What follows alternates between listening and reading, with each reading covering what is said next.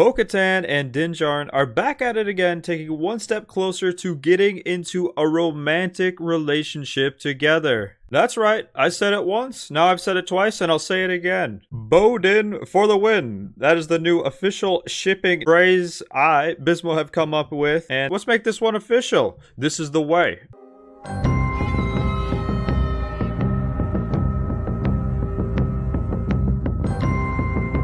So, last night we got the longest episode of The Mandalorian ever, yet there was only about 13 and a half minutes of Mandalorian in the episode itself. Now, I'm not here to talk about the episode as a whole, I'm here to talk about what's important, and thankfully, the 13 and a half minutes that we did get were very good and give some more insight and advance the relationship between Bo and Din. So, we start off, Bo basically tells Din that she witnessed his baptism back into the Mandalorian culture, his redemption. So that's some nice support from her right away. But there's a scene in there as they're exiting where Bo hides the fact that she saw a Mythosaur, and this could potentially cause a lover's quarrel down the road if Bo starts keeping secrets from Din like this. After this, though, they start to head back to Bo Katan's ship, where they start off on a romantic flight back to Kalevala.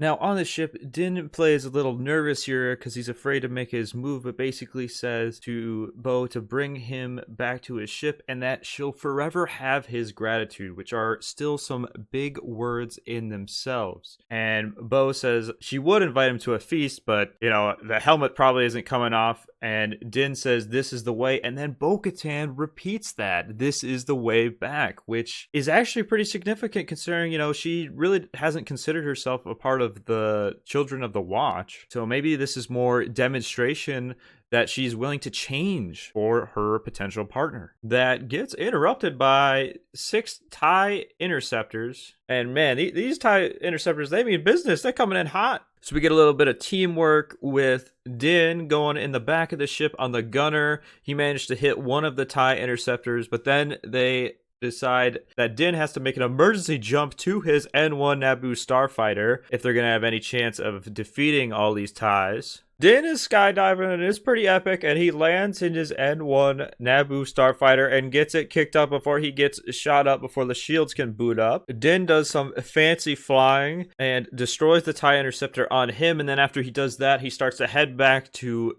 Bo, who's in trouble with many TIEs on her tail. They're in comms together, and that's when Bo suggests this plan where Din will go to the right and that Bo will go to the other side, and they'll intercept the interceptors that way. And the combination of this bit of teamwork here with another fancy maneuver from Bo Katan, they finish off what seems to be the rest of the TIEs. And I really just like this ship dogfight scene because it really just displays that teamwork and chemistry between Bo Katan and Din, further solidifying how they are compatible with each other.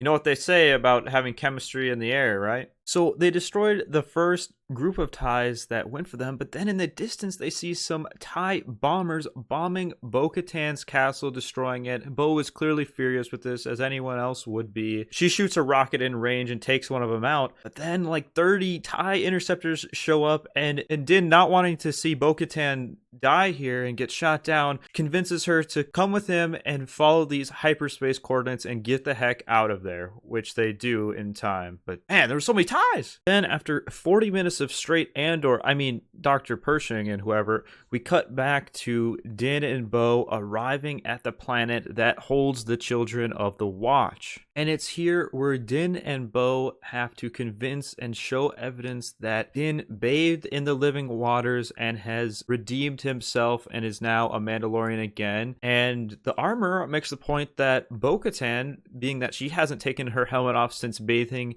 is also a true Mandalorian as well, and invited to join with them, and they all say this is the way. Now, it's definitely significant with Din bringing Bo to, his kind of unofficial Mandalorian family and them kind of being, redeemed and brought back in. I think it's great for Bo's mental health that she's surrounded by a bunch of Mandalorians again. But then we cut the episode with her looking at the Beskar Mythosaur in the cavern, and she's probably thinking to herself right now, what am I gonna do about the Mythosaur situation? And like I said, this could really potentially create a lover's quarrel if she doesn't talk about it, but we'll have to see where it goes from here. But I think with them inevitably going to be spending more time together, their relationship could definitely take a big step moving forward now that they've been through a lot together and now that they're going to be forced to be with each other now for a while. Thank you guys for the support on last week's Bo x Din video. I really appreciate it, and I'm interested to see where this goes from here, and depending on what we get, I'll probably keep making videos on it if you guys are enjoying it, because I really think it's just a fun topic, but also this could potentially actually happen, right? But yeah, thank you guys